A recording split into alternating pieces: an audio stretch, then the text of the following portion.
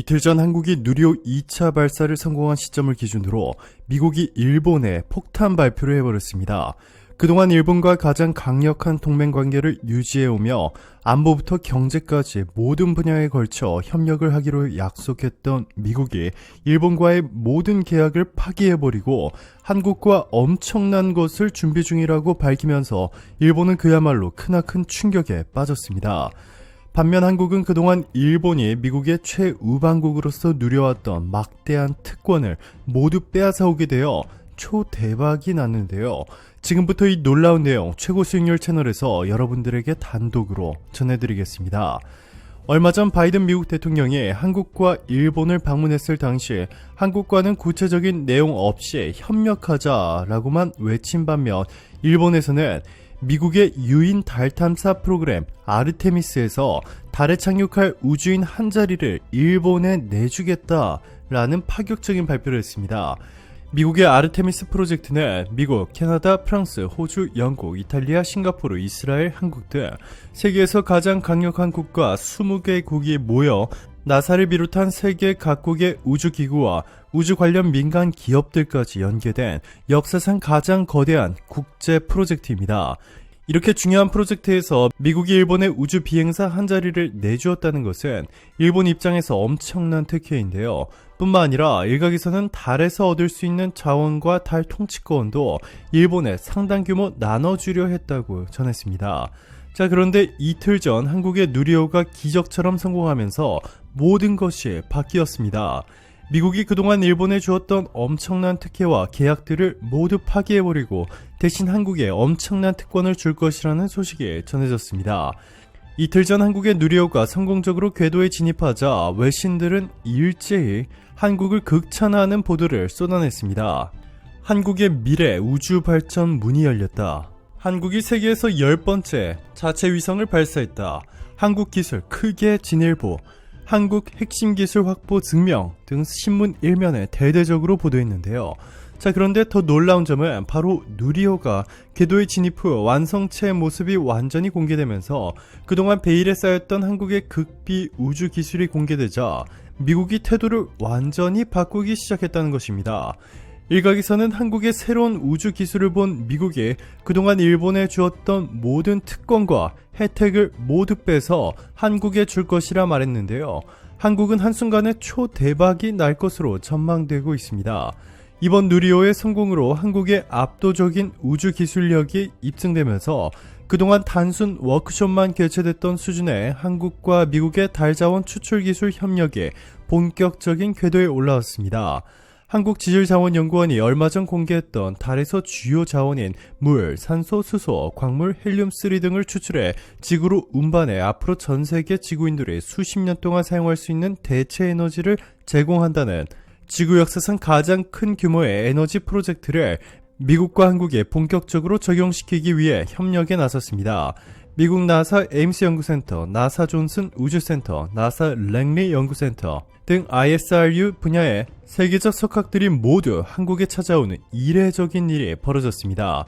일반적으로 전 세계 전문가들이 미국의 나사를 찾아 회의를 하는 것이 일반적인데 이렇게 미국 나사에서 가장 권위 있는 핵심 인물들이 한 번에 다른 나라를 방문하는 경우는 사실 말도 안 되는 일입니다. 그런데 이 놀라운 기적이 바로 한국에서 벌어졌습니다. 김경자 한국지질자원연구원 책임연구원은 헬륨3의 경우 10원을 투자하면 820원을 창출할 수 있을 정도로 경제성이 있다라며 달에 있는 헬륨3 지도를 만들고 있고 채굴을 위해 어느 지역에 가야 하는가를 분석하고 있다라고 말했고, 달에서 바로 활용할 수 있는 물과 같은 자원은 지구에서 가져가는 것을 생각하면 더욱 이익이라는 분석입니다.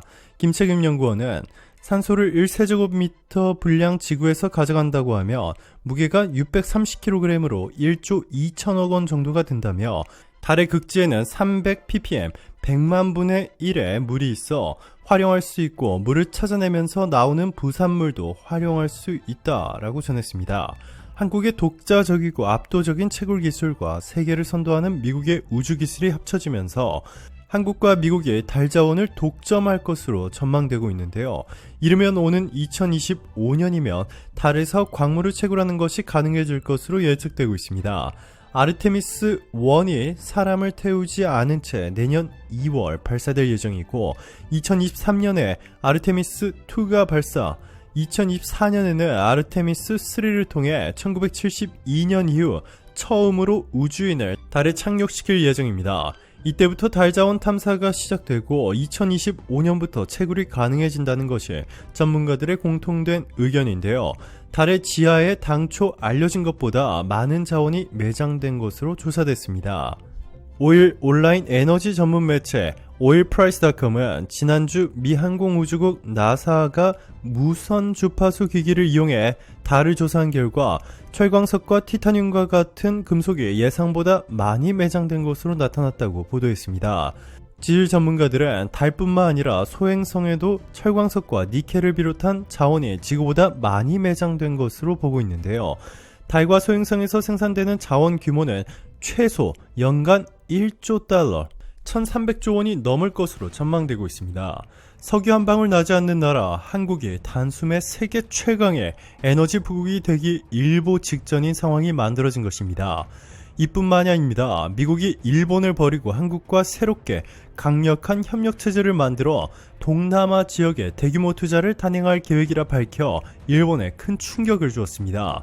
그동안 미국은 세계에서 가장 빠른 속도로 성장 중에 동남아시아에서 중국의 영향력이 빠르게 커지는 것을 막기 위해 일본과 협력해왔습니다. 하지만 일본 기업들이 중국 기업들에 압도당하면서 중국의 영향력이 빠르게 팽창하자 일본을 버리고 대신 한국을 선택했습니다. 미 하원 외교위 아테 소위원회가 최근 개최한 인도태평양 지역 관련 2023 회계연도 예산안 심의 청문회에서 의원들은 일제히 한국과 협력해 동남아 투자를 대폭 늘려야 한다고 외쳤습니다. 청문회를 주재한 민주당의 아미베라 위원장은 한국이 지난달 경제 강국인 한국은 이제 한반도를 넘어서 영내 국가들과 관여하기 시작해야 한다고 밝힌 점을 높이 평가하면서 미국은 공급망 강화를 위해 한국 등 영내 국가들과 협력해 동남아시아 지역에 대한 공동 투자를 늘려야 한다는 구체적인 방안을 제시했습니다. 미국은 특히 동남아에서 이 친중국들이 한국 때문에 중국을 버리고 한국을 선택하고 있는 부분을 매우 높게 평가했습니다. 동남아에서 대표적인 친중 국가로는 베트남, 말레이시아, 태국, 필리핀, 인도네시아가 있는데요. 놀랍게도 얼마 전부터 이 모든 친중국들이 중국을 버리고 한국을 택하는 놀라운 상황이 만들어졌습니다. 베트남은 이미 GDP의 3분의 1 이상이 현재 있는 삼성, 현대차, 효성 등 한국 기업들로부터 창출되고 있으며 간접 효과까지 고려한다면 수백만 명의 베트남인들이 현지 한국 기업들에 취업해 양질의 일자리를 누리고 있습니다. 대표적인 친중국이었던 태국은 놀랍게도 한국과 지소미아를 체결하더니 최근에는 중국을 견제하기 위해 만들어진 미국과 한국이 주도하는 국제단체 IPF에 가입한다는 파격적인 발표를 해 중국에 너무나도 큰 충격을 주었습니다. 이뿐만이 아닙니다. 중국에 꼼짝도 못하던 인도네시아는 한국산 함정과 무기를 대량으로 구입해 국방력을 강화하더니 자국 해양 영토에서 불법으로 조업을 하던 중국 어선을 폭파시키며 중국을 당황하게 만들었습니다. 필리핀은 육해 공군 모두 한국산 무기로 도배한 뒤 자국 해양 영토 인근에 인공섬을 만들어 위협하고 있는 중국군을 향해 무력으로 압박하기 시작했습니다. 이처럼 그동안 미국조차 건드릴 수 없었던 동남아 판도를 한국이 완전히 바꿔버리자 미국은 일본을 버리고 대신 한국에 전폭적인 지지를 약속했습니다. 이러한 미국의 급작스러운 태도 변화에 일본은 어쩔 줄을 몰라 하고 있습니다. 일본 전문가들은 기시다 총리가 당장 한국을 방문해 그동안 일본이 했던 잘못들에 대해 사과를 하고 재팬 패싱을 막고 한미일 협력 관계를 만들어야 한다고 주장하는 한편 일각에서는 한국을 국제재판에 제소해야 한다라고 주장했습니다. 이유는 황당했습니다. 이번 한국의 누리호 발사 기술이 대륙간 탄도미사일로 사용될 수 있다는 것입니다. 일본뿐 아니라 중국도 같은 주장을 했는데요. 중국 항구15가 한국형 발사체 누리호에 대한 박한 평가를 하면서도 ICBM으로 전환할 우려가 있다고 경계하는 모습을 보였습니다.